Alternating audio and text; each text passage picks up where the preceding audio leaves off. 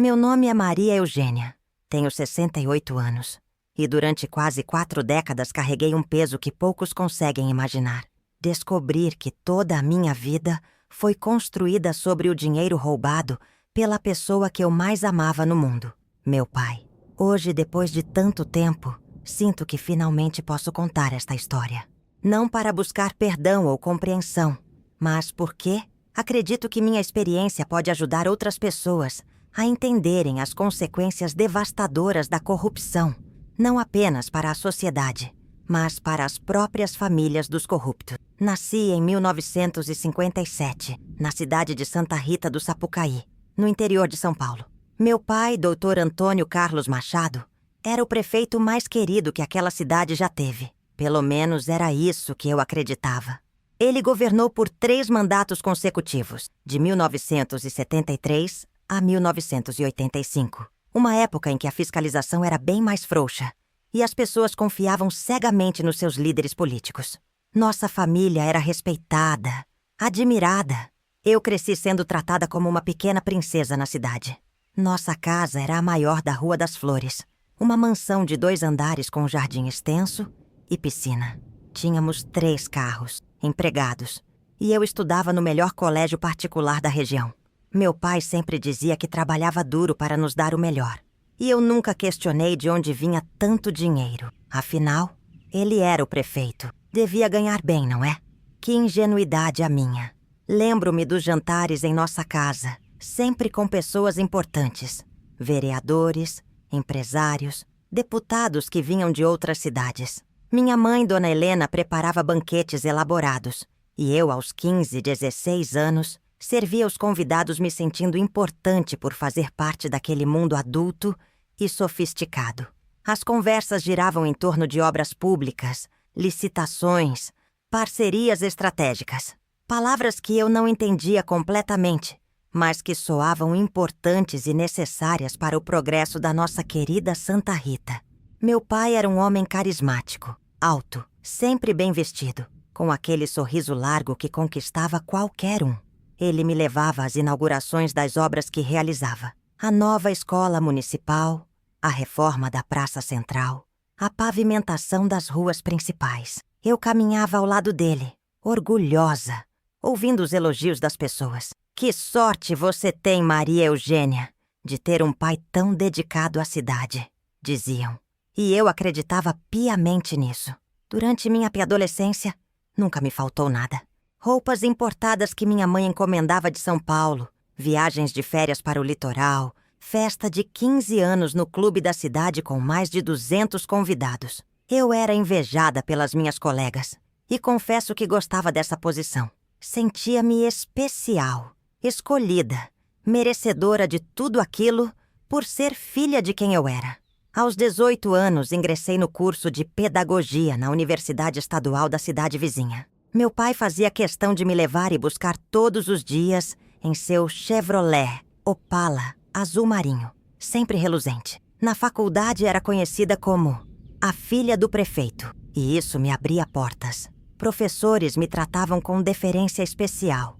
Colegas queriam ser minhas amigas. E alguns rapazes se interessavam por mim, claramente motivados pela minha posição social. Foi na universidade que conheci Roberto, filho de uma tradicional família de fazendeiros da região. Ele estudava administração e tinha planos de modernizar os negócios do pai. Começamos a namorar no 2º semestre do 1º ano. E rapidamente nosso relacionamento se tornou assunto na cidade. 2 famílias importantes se unindo. Era quase como uma aliança política. Nossos pais se conheciam e aprovavam completamente o namoro. Roberto era gentil, inteligente e genuinamente interessado em mim como pessoa, não apenas como filha do prefeito. Com ele, pela primeira vez, comecei a questionar algumas coisas sobre minha família. Ele fazia perguntas inocentes sobre as obras da prefeitura, sobre como meu pai conseguia realizar tantos projetos, sendo Santa Rita uma cidade relativamente pequena. Seu pai deve ser muito eficiente na gestão dos recursos, dizia ele. E eu concordava, orgulhosa, sem perceber que havia uma genuína curiosidade, quase preocupação, por trás dessas perguntas. Durante o 3º ano da faculdade, Comecei a prestar mais atenção nas conversas que aconteciam em casa. Meu pai recebia cada vez mais visitas de empresários de outras cidades. Homens de terno que chegavam com maletas e saíam sempre muito satisfeitos. Havia também reuniões fechadas no escritório dele, de onde saíam vozes exaltadas, discussões sobre porcentagens e ajustes necessários. Uma noite eu havia voltado mais cedo da faculdade e estava estudando na sala quando ouvi meu pai ao telefone, falando em tom baixo, mas irritado. O combinado eram 15%, não 10%. Se vocês querem ganhar a licitação da nova escola, o preço não muda. Senti um arrepio estranho. Não entendia exatamente o que significava, mas algo naquele tom, naquela conversa furtiva, me incomodou profundamente. Comecei a observar mais. Notei que meu pai tinha pelo menos 3 contas bancárias diferentes. Recebia correspondências de bancos de outras cidades e frequentemente viajava para São Paulo a negócios, sem nunca explicar exatamente que negócios eram esses. Minha mãe, quando eu perguntava, apenas dizia: "Seu pai trabalha muito para dar o melhor para nós, querida. Não precisamos nos preocupar com esses detalhes." O incômodo crescia, mas eu tentava empurrá-lo para longe. Afinal, meu pai era uma pessoa boa, respeitada, que fazia muito pela cidade. As obras estavam lá para todo mundo ver. Ruas asfaltadas, escolas reformadas, posto de saúde ampliado. Se ele ganhava bem com isso, não era justo? Ele merecia. Trabalhava tanto. Roberto começou a fazer comentários mais diretos. Certa vez, voltando da faculdade, ele disse: "Maria Eugênia, você sabe que há rumores sobre superfaturamento nas obras da prefeitura?" Senti o sangue gelar. "Que tipo de rumores?" Perguntei, tentando manter a voz firme. "Nada concreto", ele respondeu rapidamente. "Mas algumas pessoas comentam que os preços das obras parecem muito altos para uma cidade como Santa Rita." Naquela noite não consegui dormir. Pela primeira vez, a palavra corrupção passou pela minha cabeça associada ao meu pai, mas a rejeitei imediatamente. Era impossível.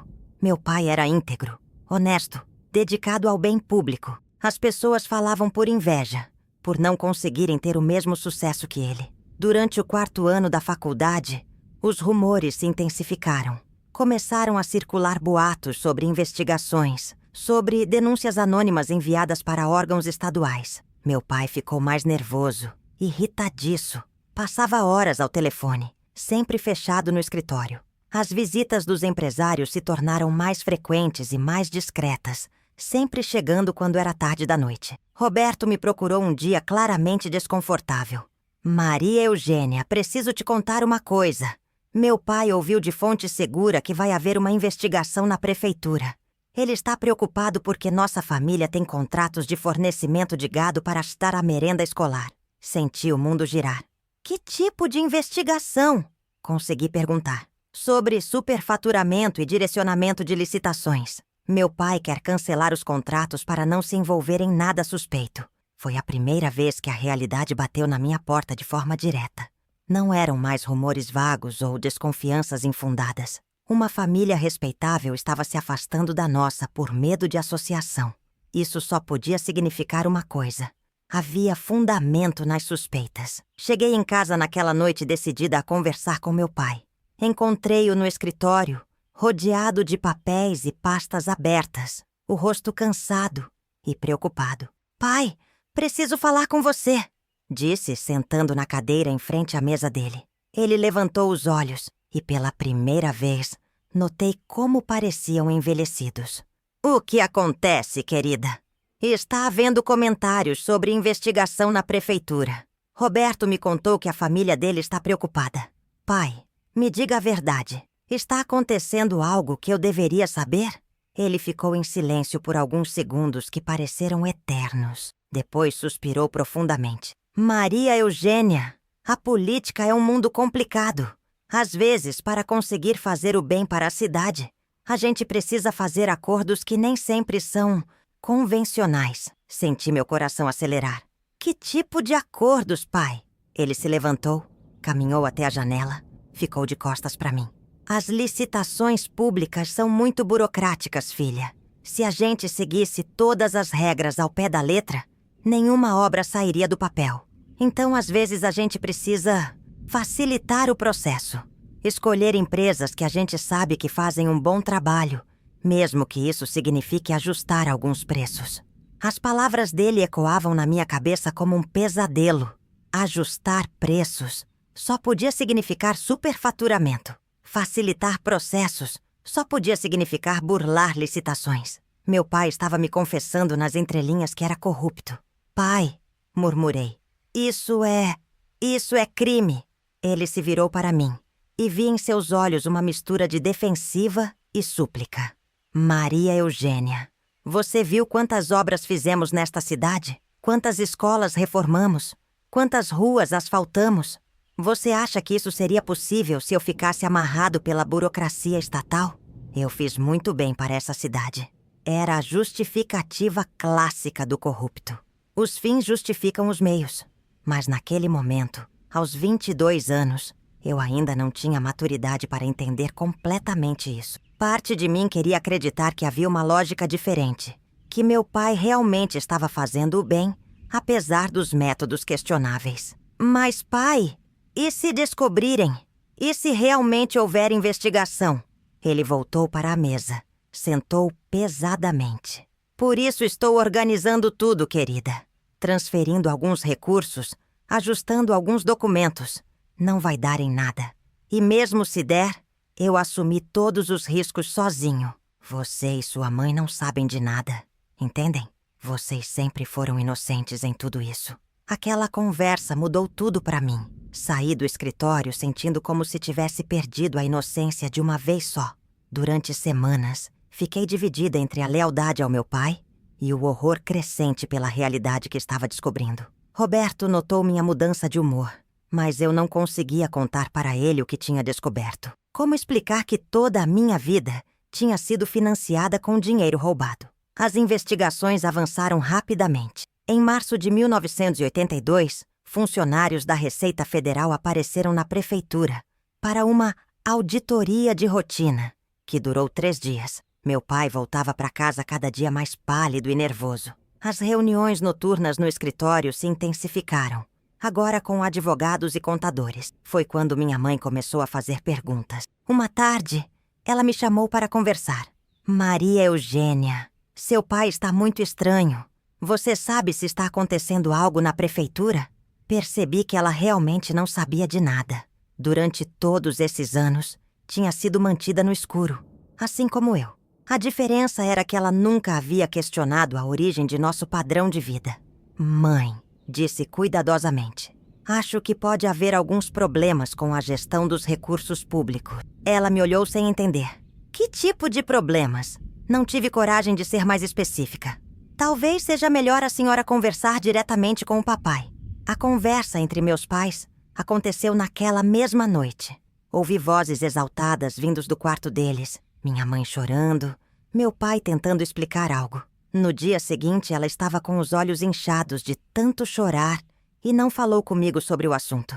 Mas percebi que agora ela também sabia. A partir daquele momento, nossa família começou a viver em estado de tensão permanente. Cada telefonema podia ser uma má notícia.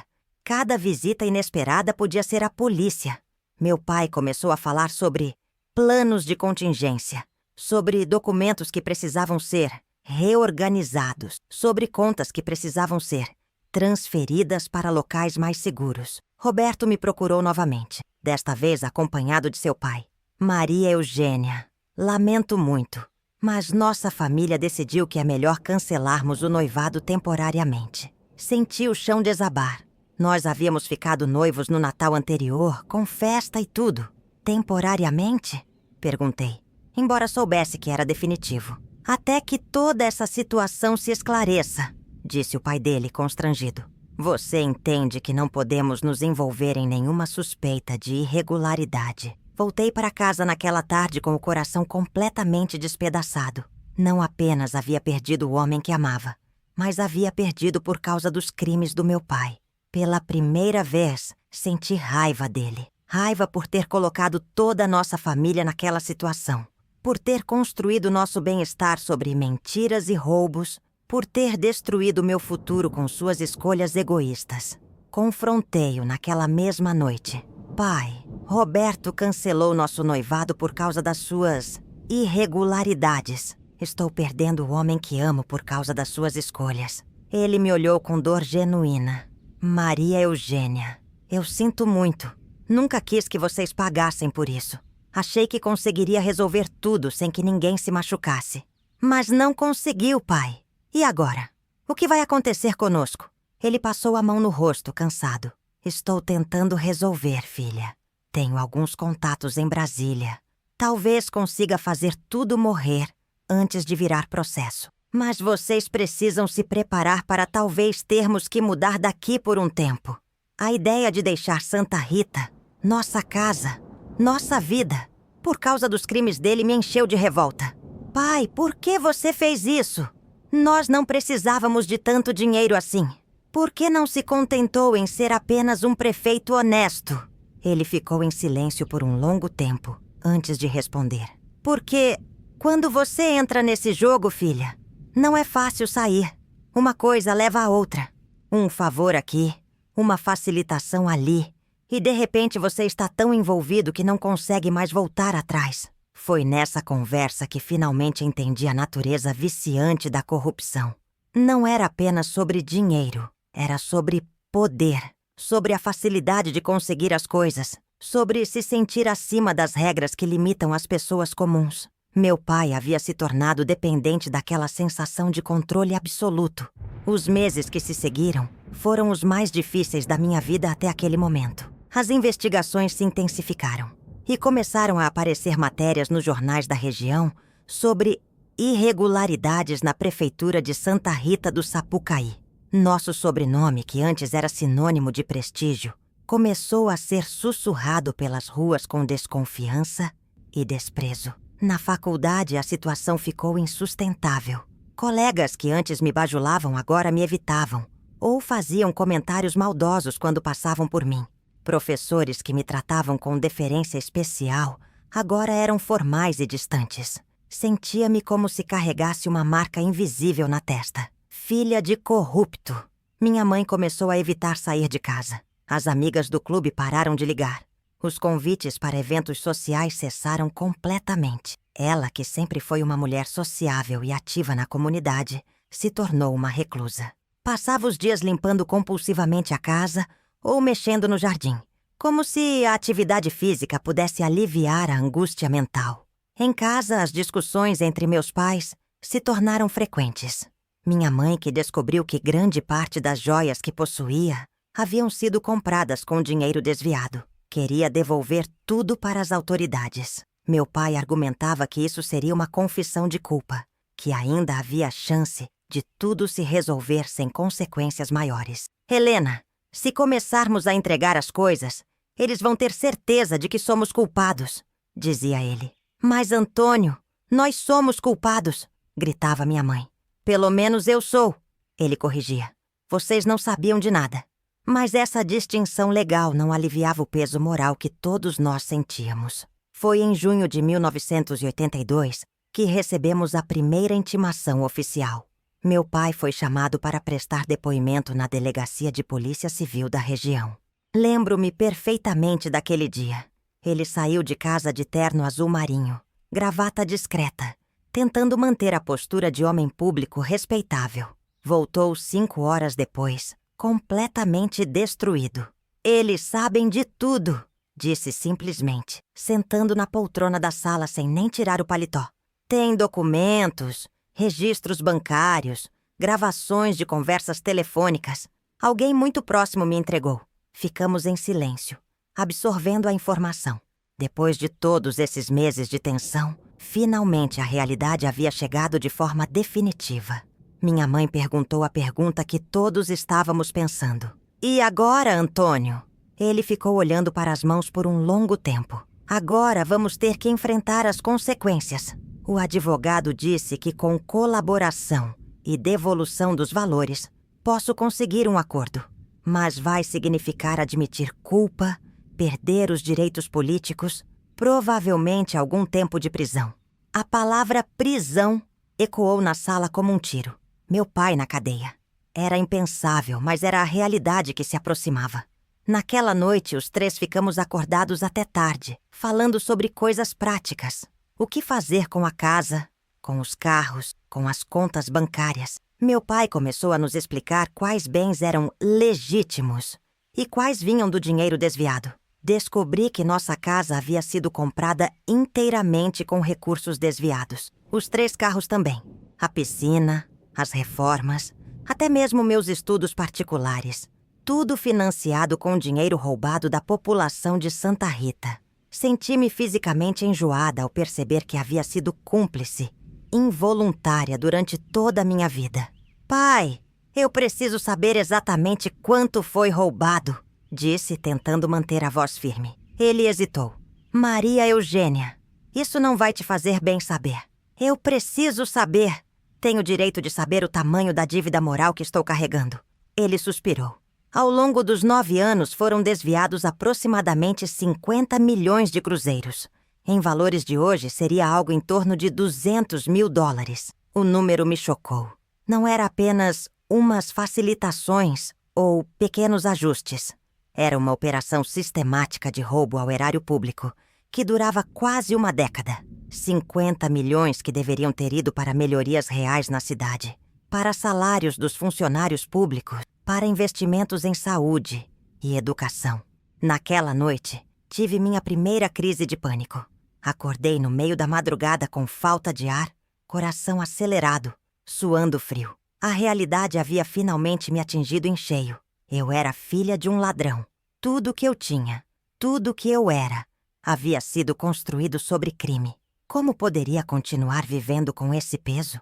Nos dias seguintes, comecei a tomar decisões drásticas. Primeiro, tranquei a matrícula na faculdade. Não conseguia mais enfrentar os olhares e comentários dos colegas. Segundo, comecei a me desfazer de tudo que pudesse ter sido comprado com dinheiro desviado. Roupas, joias, livros.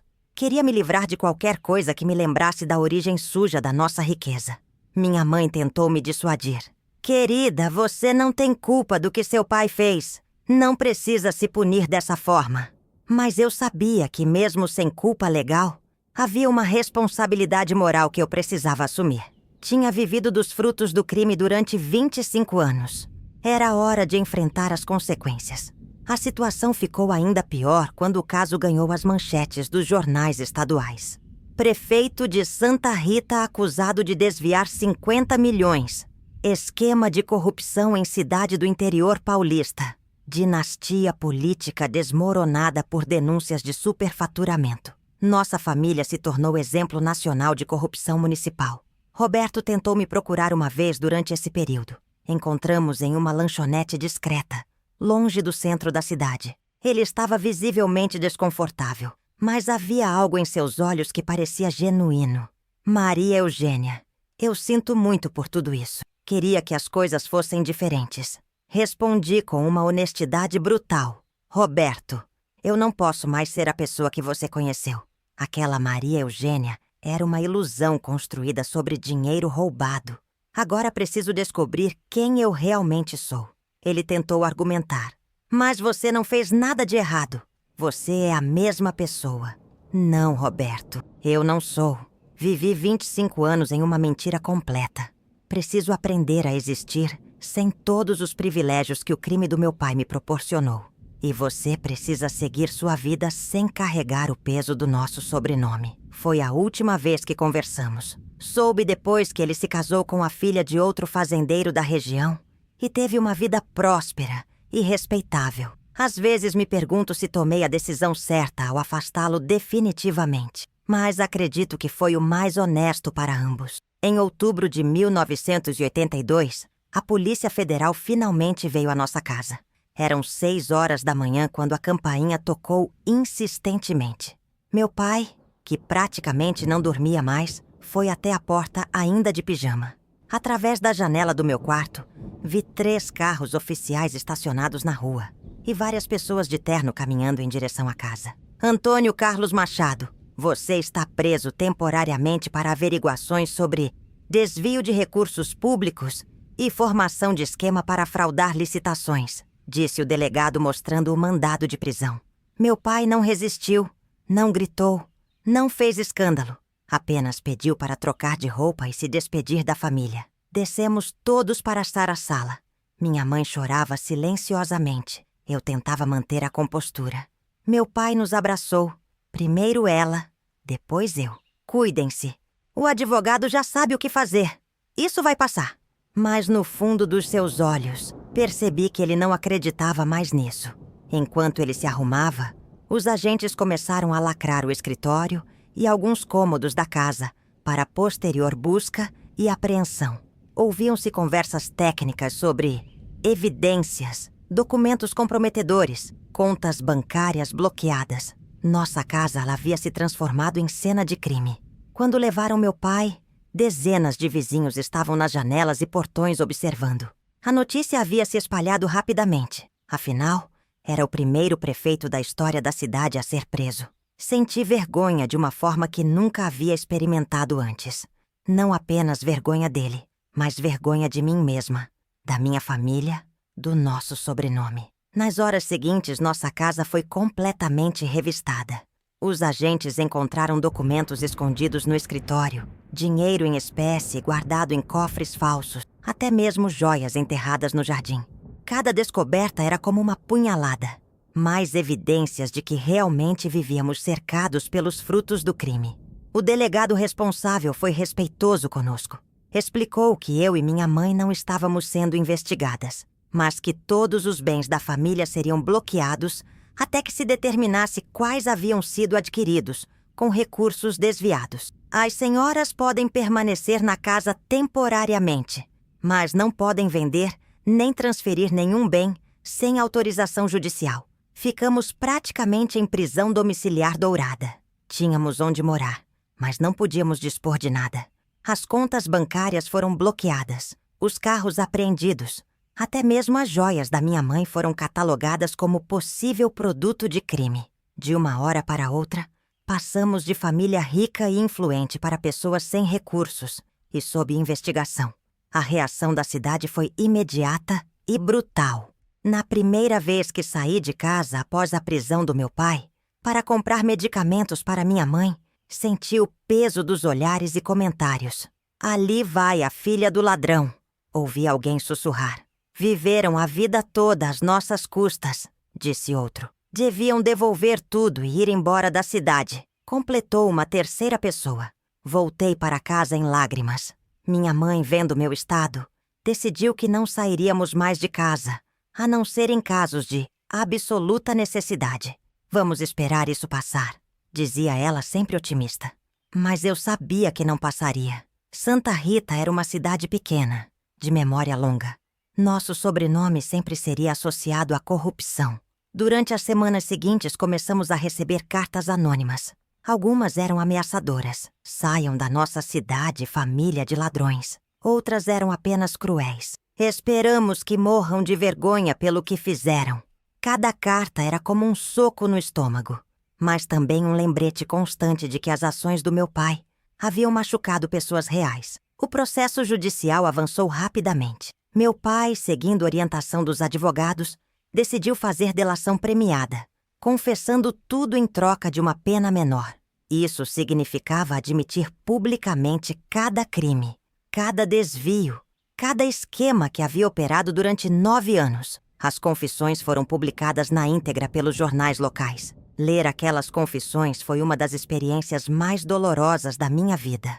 Detalhes de como ele inflava os valores das obras, como escolhia previamente as empresas vencedoras das licitações, como recebia propina em dinheiro vivo ou através de doações para campanhas eleitorais inexistentes. Cada linha revelava um nível de sofisticação criminal que me chocava. Mas o que mais me machucou foi perceber como ele havia usado nossa família como fachada. Muitas das empresas beneficiadas eram apresentadas como amigas da família. Suas contribuições eram justificadas como ajuda para manter nosso padrão de vida adequado ao cargo. Nós, sem saber, éramos álibi para os crimes dele. Uma noite, após ler uma dessas confissões particularmente detalhada no jornal, tive uma conversa definitiva com minha mãe. Mãe, não posso mais viver aqui. Não posso mais carregar esse sobrenome.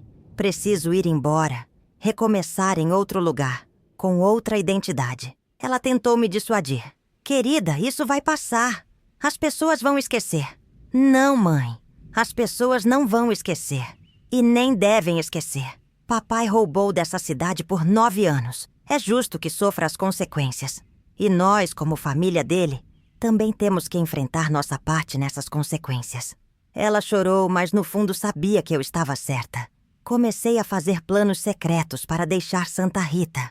Tinha um pouco de dinheiro guardado de trabalhos eventuais que havia feito durante a faculdade. Dinheiro que sabia ser limpo. Seria suficiente para uma passagem de ônibus e alguns meses de sobrevivência em uma cidade grande, onde ninguém conhecesse nossa história. A decisão de partir definitivamente de Santa Rita foi tomada numa tarde de dezembro de 1982, quando voltava do único local onde ainda me sentia bem-vinda. A biblioteca municipal. A bibliotecária, Dona Carmen, havia sido sempre gentil comigo, mesmo depois de todo o escândalo. Talvez por ser uma mulher simples e sábia, entendesse que havia diferença entre as ações do pai e a responsabilidade da filha. Caminhando de volta para casa, passei em frente à nova escola municipal que meu pai havia inaugurado 2 anos antes, com grande festa e discursos sobre sua dedicação à educação das crianças carentes. Agora eu sabia que aquela obra havia custado o dobro do valor real, que metade do dinheiro havia ido para os bolsos dele e de seus cúmplices. Olhando para as crianças brincando no pátio, senti uma culpa esmagadora.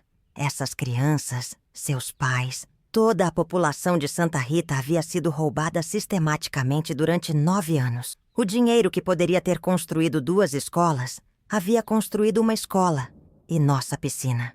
O dinheiro que poderia ter comprado equipamentos médicos havia comprado nossos carros importados. Cada privilégio que desfrutei havia sido subtraído de melhorias que essa comunidade merecia. Cheguei em casa decidida. Minha mãe estava na cozinha, tentando manter alguma normalidade preparando o almoço, embora comêssemos cada vez menos e com menos apetite. Mãe, vou embora na próxima semana. Para São Paulo. Vou tentar recomeçar lá. Ela deixou a panela no fogão e se sentou pesadamente na cadeira. Maria Eugênia, você tem certeza? São Paulo é uma cidade muito grande, muito difícil. Você não conhece ninguém lá. É exatamente por isso que preciso ir, mãe. Preciso de um lugar onde ninguém me conheça, onde eu possa construir uma identidade nova, baseada em quem eu realmente sou, não em quem meu pai é. Tentei convencê-la a vir comigo. Mãe, aqui você também não tem mais vida. As amigas te abandonaram. Você não sai de casa. Está definhando. Vamos embora juntas. Começar do zero. Mas ela balançou a cabeça. Filha, eu tenho 55 anos. Não consigo começar do zero. E alguém precisa ficar aqui para visitar seu pai na prisão, para acompanhar o processo. Ele pode ser um criminoso, mas ainda é meu marido. Respeitei a decisão dela, embora doesse no coração deixá-la sozinha, enfrentando aquela situação. Mas eu sabia que se ficasse, seria destruída psicologicamente. Aos 25 anos ainda tinha chance de reconstruir minha vida. Se esperasse mais alguns anos, talvez fosse tarde demais. Passei os dias seguintes me desfazendo dos poucos pertences que considerava limpos. Basicamente roupas simples que havia comprado com dinheiro do meu próprio trabalho.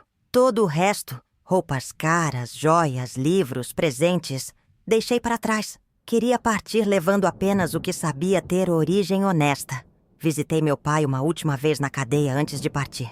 Ele estava visivelmente abatido, envelhecido, usando um uniforme laranja que contrastava cruelmente com os ternos elegantes que sempre vestira. Maria Eugênia, disse quando me viu. Eu sinto muito por tudo isso. Nunca quis que você sofresse as consequências dos meus erros. Pai, respondi tentando manter a voz firme. Eu não estou sofrendo as consequências dos seus erros. Estou assumindo as responsabilidades da minha própria vida. Durante 25 anos, vivi dos frutos dos seus crimes sem questionar. Agora preciso aprender a viver de forma honesta, com meus próprios recursos, construindo meu próprio caráter. Ele ficou em silêncio por um tempo. Depois perguntou: Para onde você vai? São Paulo. Vou tentar terminar a faculdade lá. Conseguir um emprego honesto. Construir uma vida digna. E nosso sobrenome? Perguntou. Vou manter. Não vou fugir da minha identidade. Mas vou fazer com que ele signifique algo diferente do que você fez significar. Foi nossa despedida. Ele morreu 3 anos depois, de infarto, ainda cumprindo pena. Nunca mais nos falamos, mas soube por minha mãe que ele havia expressado orgulho pela minha coragem de recomeçar a vida de forma honesta. A viagem para São Paulo, em janeiro de 1983, foi ao mesmo tempo aterrorizante e libertadora. Aterrorizante porque estava deixando tudo o que conhecia para trás: casa, família, amigos, referência. Libertadora porque finalmente estava tomando controle da minha própria vida, fazendo escolhas baseadas nos meus valores, não nos privilégios herdados. Cheguei na capital paulista com uma mala pequena, 2.000 cruzeiros no bolso e nenhum contato. Aluguei um quartinho numa pensão no centro da cidade e comecei a procurar trabalho. Foi minha primeira experiência real de como vivia a maior parte da população brasileira. Sem mordomias, sem privilégios, dependendo exclusivamente do próprio esforço. Os primeiros meses foram duríssimos. Consegui um emprego como vendedora numa loja de departamentos, ganhando pouco mais que um salário mínimo. Dividia o quarto com outra moça. Economizava no transporte, indo a pé para o trabalho. Comia apenas o essencial. Mas havia uma dignidade naquela luta que eu nunca havia experimentado antes. Voltei a estudar à noite, numa faculdade pública. Terminar o curso de pedagogia se tornou mais que uma necessidade profissional. Era uma questão de honra pessoal. Queria provar para mim mesma que era capaz de conquistar um diploma através do meu próprio esforço, não através dos favores que meu pai podia arranjar. Durante esses primeiros anos em São Paulo, mantive contato mínimo com Santa Rita. Falava com minha mãe por telefone uma vez por mês, sempre evitando perguntas sobre minha nova vida. Ela respeitava minha necessidade de privacidade, embora percebesse que sofria com minha ausência.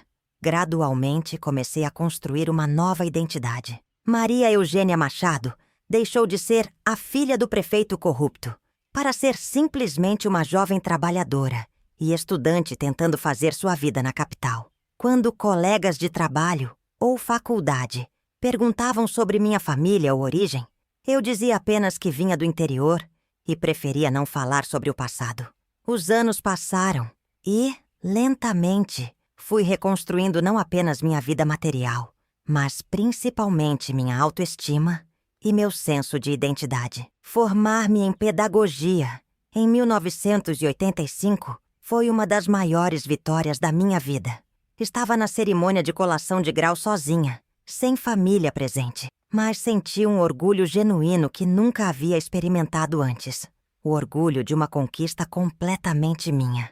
Consegui meu primeiro emprego como professora numa escola municipal da periferia de São Paulo. O salário era modesto, as condições de trabalho difíceis, mas pela primeira vez estava fazendo algo que sabia ser genuinamente útil para a sociedade. Ensinar crianças carentes me dava uma sensação de propósito que contrastava drasticamente com os anos de vida vazia e privilegiada que havia levado em Santa Rita. Foi trabalhando nessa escola que comecei a entender realmente o impacto da corrupção na vida das pessoas comuns. Muitas das crianças que eu ensinava vinham de famílias que dependiam inteiramente dos serviços públicos: saúde, educação, transporte. Quando esses recursos eram desviados por políticos corruptos, eram essas famílias que sofriam diretamente as consequências. Lembrava-me das obras superfaturadas do meu pai e via como aquele dinheiro roubado poderia ter melhorado a escola onde eu trabalhava,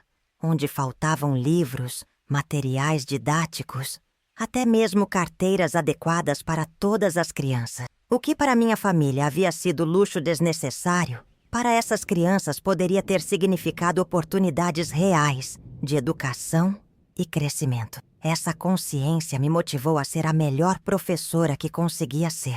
Ficava depois do horário para ajudar alunos com dificuldades. Usava meu próprio dinheiro para comprar materiais que a escola não podia fornecer.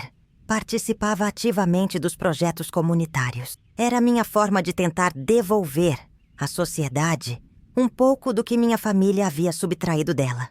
Em 1987, 4 anos após chegar a São Paulo, conheci Carlos, um engenheiro civil que trabalhava em obras de infraestrutura pública. Ironicamente, ele trabalhava exatamente no tipo de projeto que meu pai costumava superfaturar. Nosso namoro começou devagar. Eu ainda tinha muito medo de me envolver emocionalmente com alguém, especialmente alguém cujo trabalho me lembrasse constantemente do passado. Carlos era tudo o que meu pai não era.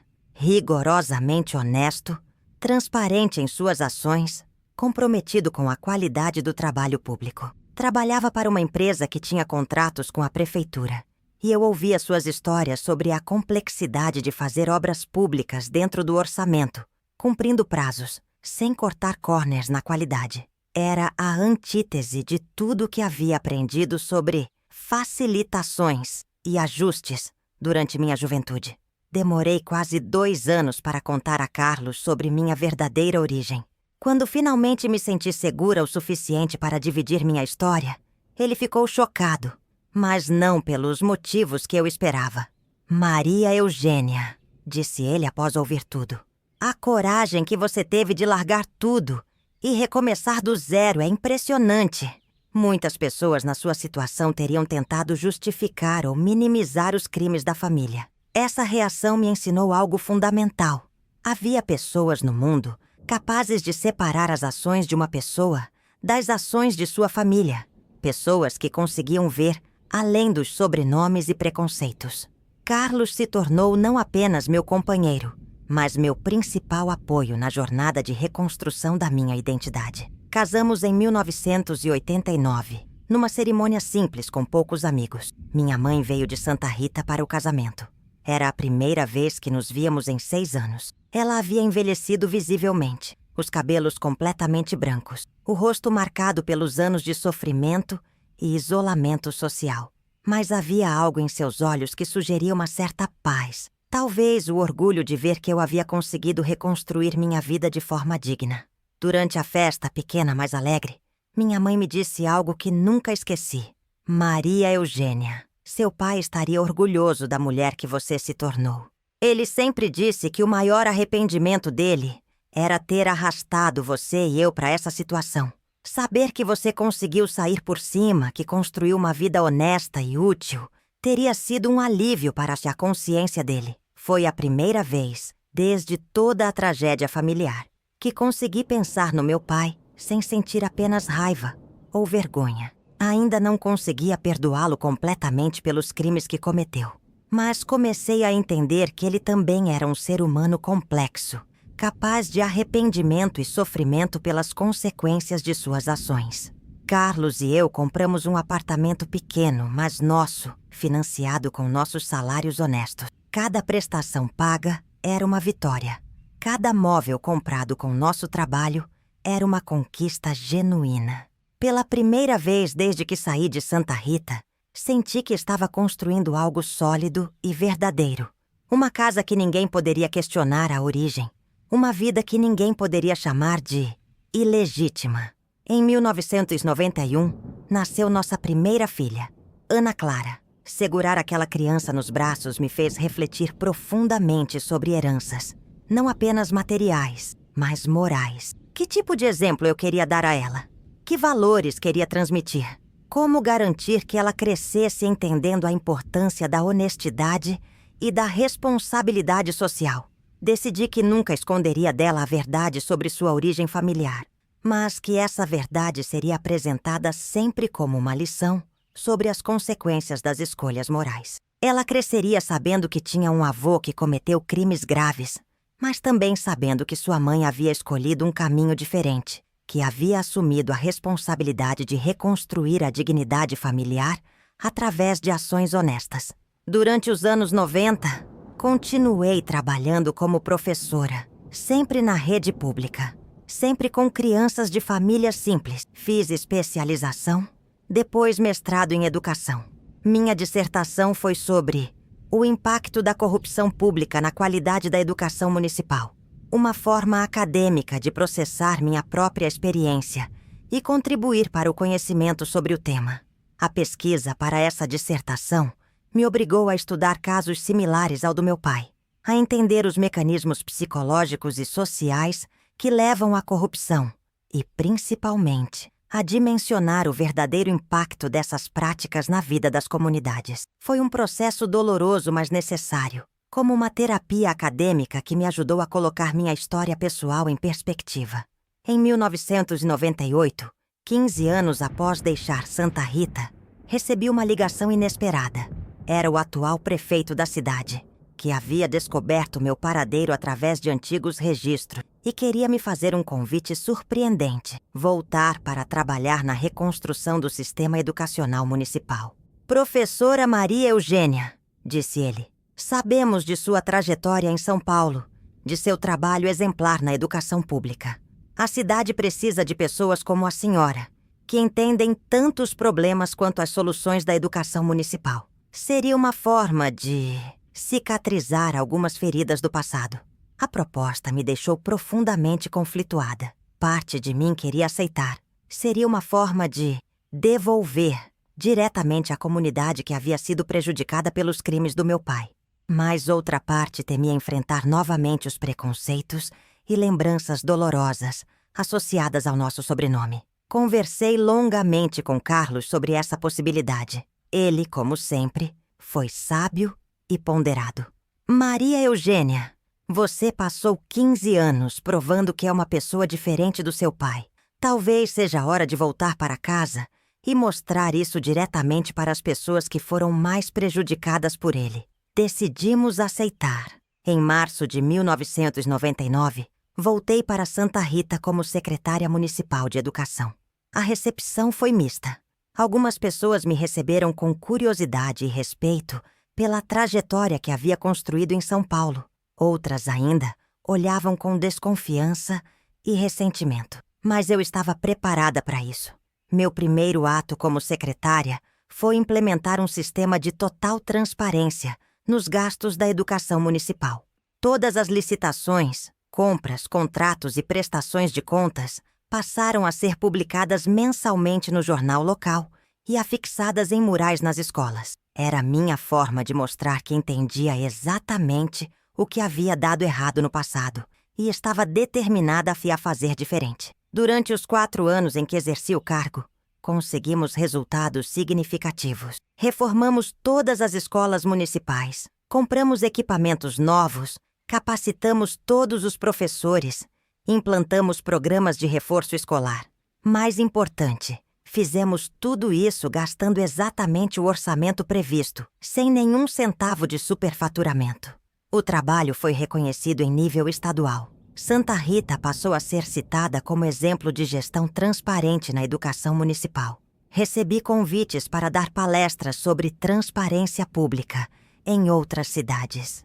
Ironicamente, o sobrenome Machado voltou a ser respeitado na região, desta vez pelas razões certas. Mas o mais gratificante foi a mudança gradual na percepção das pessoas sobre minha família. Não houve perdão completo, nem deveria haver. Mas houve reconhecimento de que era possível redimir um sobrenome através de ações consistentes e transparentes.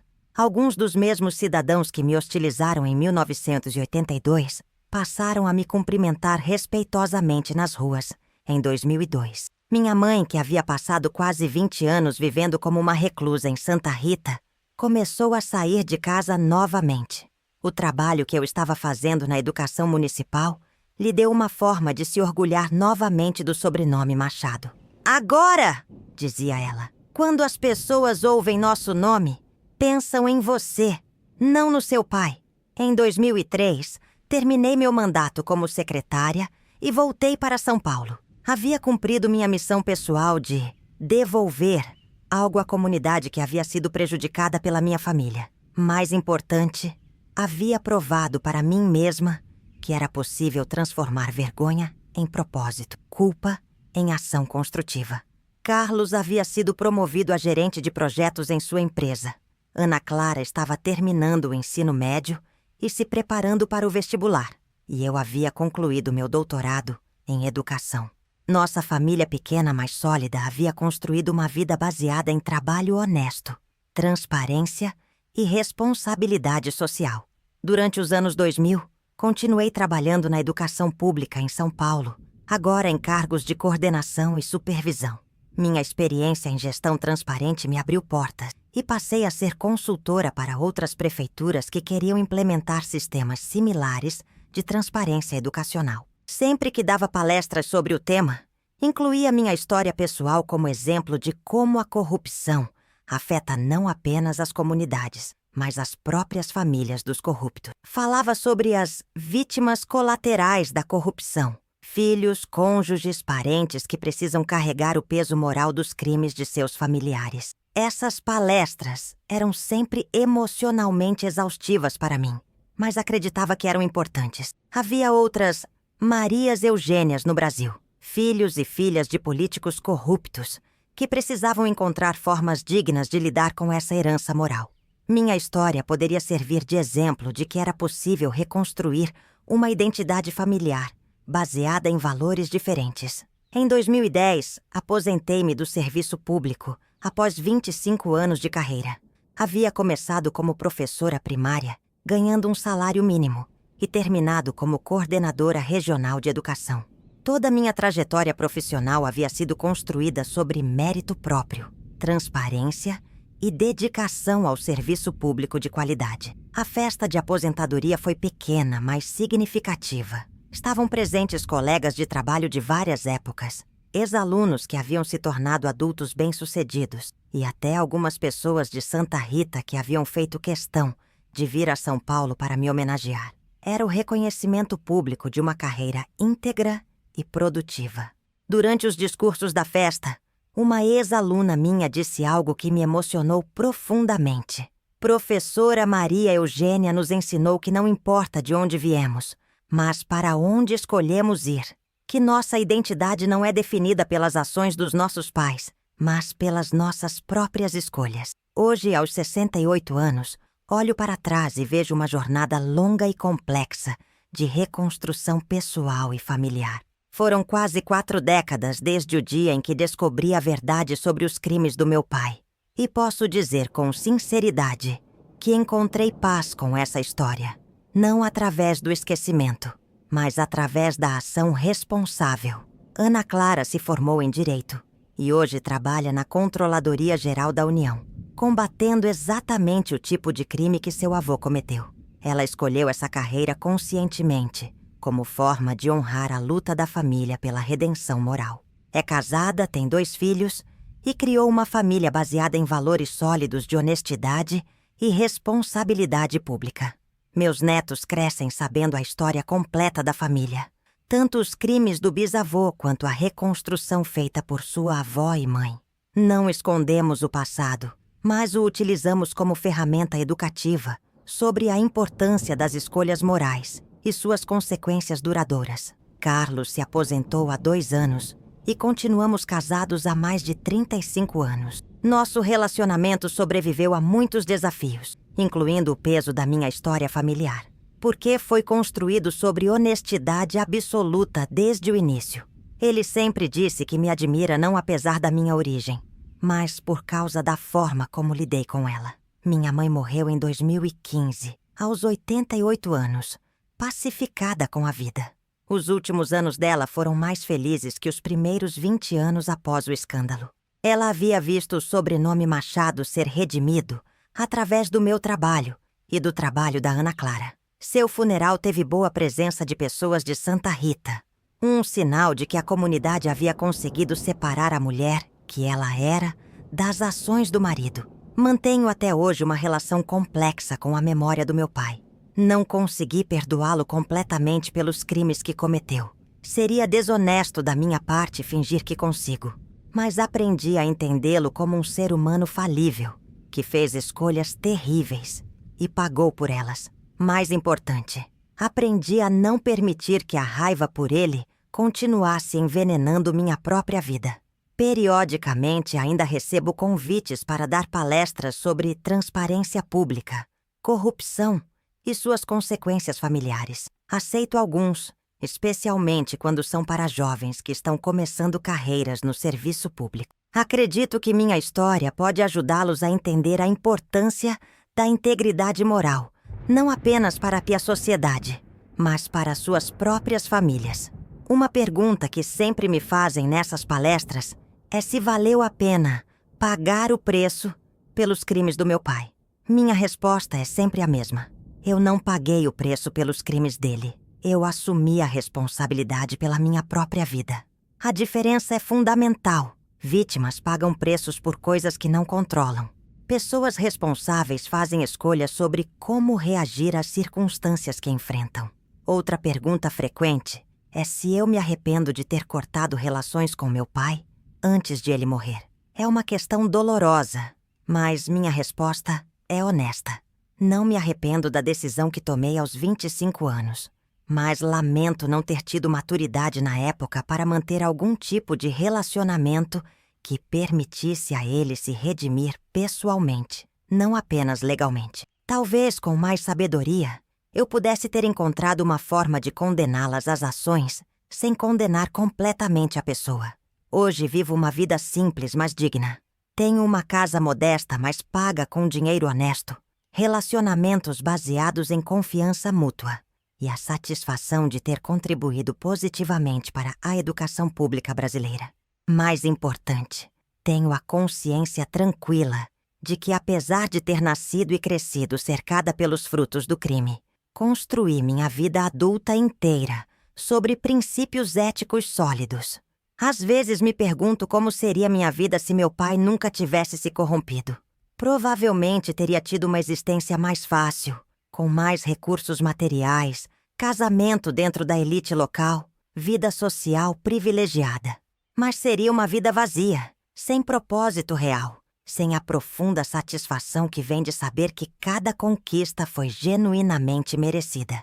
A corrupção destrói muito mais que recursos públicos. Ela destrói famílias, comunidades, a confiança das pessoas nas instituições e umas nas outras. As consequências se espalham como ondas em um lago, atingindo pessoas que nunca tiveram nada a ver com os crimes originais. Eu fui uma dessas pessoas atingidas, mas escolhi não me tornar uma vítima permanente.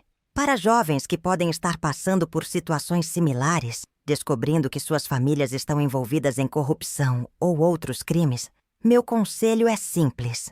Vocês não são responsáveis pelas ações dos seus pais, mas são responsáveis pelas suas próprias escolhas. É possível construir uma identidade moral independente, baseada nos seus próprios valores e ações. Não é fácil. Há momentos de solidão, de vergonha, de raiva que parecem insuportáveis. Há perdas reais, relacionamentos, oportunidades, uma inocência que nunca mais volta. Mas também há ganhos que só são possíveis através da adversidade, força interior, clareza moral, empatia genuína pelos que sofrem e a profunda satisfação que vem de construir algo bom sobre as ruínas de algo ruim. O sobrenome Machado ainda carrega peso em Santa Rita, mas hoje é um peso diferente. Não apenas de vergonha pelo passado, mas de responsabilidade pelo futuro. Minhas ações e as ações da Ana Clara conseguiram acrescentar novos significados a esse nome. Não apagamos o passado, nem devíamos apagar, mas acrescentamos novos capítulos à história familiar. Esta é minha história, não de uma vítima, mas de alguém que escolheu assumir responsabilidade pela reconstrução da própria vida e da honra familiar. É uma história que ainda continua sendo escrita através das escolhas diárias que faço e que meus descendentes fazem. E espero que sirva como prova de que é possível, sim, transformar vergonha em propósito, culpa em ação construtiva e uma herança moral negativa em um legado positivo para as gerações futuras. Porque, no final das contas, não somos definidos pelos crimes ou virtudes dos nossos antepassados, mas pelas escolhas que fazemos sobre como honrar ou desonrar a memória deles através de nossas próprias ações.